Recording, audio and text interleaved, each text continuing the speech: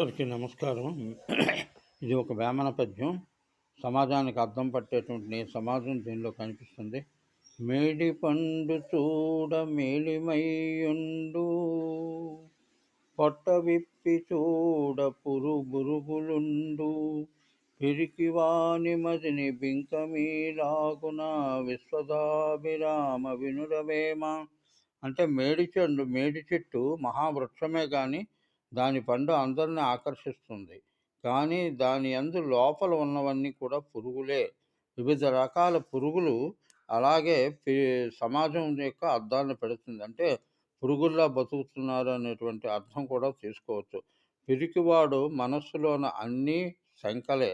అట్టివాడికి ధైర్యం నూరిపోయడం చాలా కష్టం. ఓ వేమన, ఇది విని మసలుకో అని చెప్పి వేమన పెదవేమారెడ్డి గారికి చెప్తున్నారు. అయితే ఒకటి ఇక్కడ